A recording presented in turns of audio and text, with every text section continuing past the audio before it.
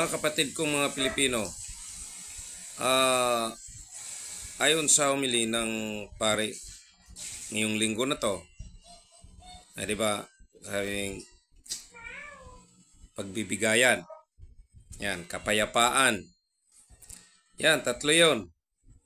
Yan ang homily ng pare kanina sa pagsasamba.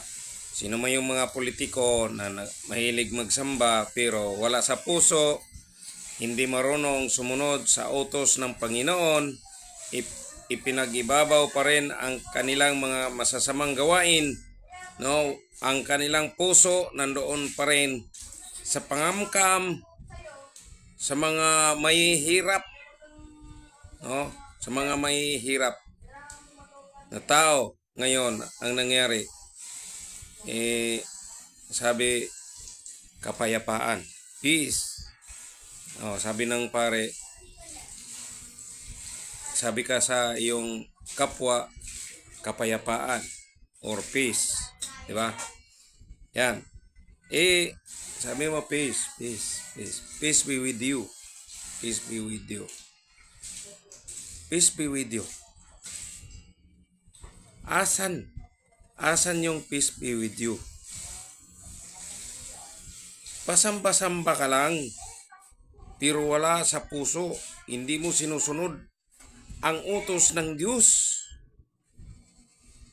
Ang masama pa rin ang nasa puso mo. Di ba? Si Lucifer pa rin ang sinusunod ninyo. Nandyan pa rin yung pangamkam, pag-iisip ng masama sa kapwa mong politiko. Ayaw mong magpakumbaba, ayaw mong magpatalo.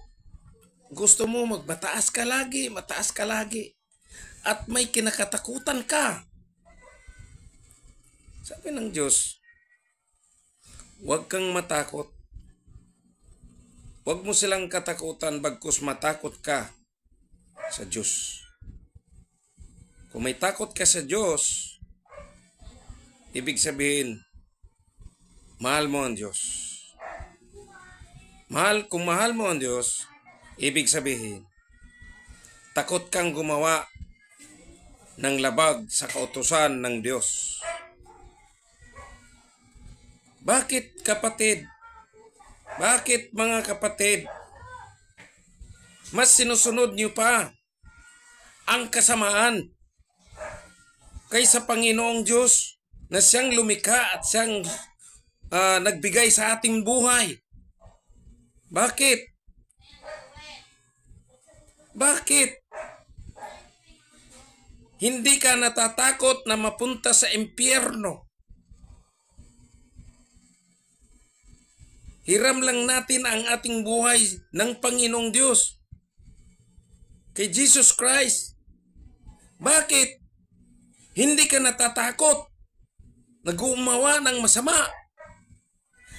Alam mo namang masama, bakit mo ginagawa pa? Nang sabi ng Diyos, ni sa isip mo pa lamang, ikaw ay nagkasala ng mortal. Lalo na kung ginawa mo pa. Naisipan mo ng masama yan, pero ginawa mo pa.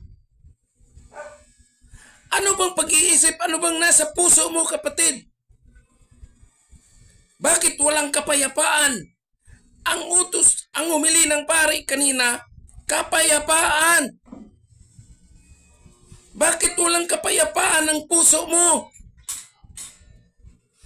Bakit si Lucifer ang nasa puso't isip nyo?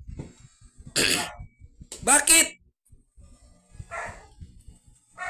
Mayaman ka na pero hindi ka pa kontento. Nasa Biblia yan. Mayaman ka na pero hindi ka pa kontento. Gusto mo pang kamkamin ang hindi iyo. Pati yung may mga sakit, pira na may mga sakit, kinamkam nyo pa. Kaya pagdating ng paghukom ng Panginoon, huli ka na. Sa impyerno, doon ka sa nagbabagang apoy. Sa impyerno, Doon ka papunta. Doon ka patungo. Ang akala mo ba mapalangit ka? Hindi. Sa impyerno ka mapupunta.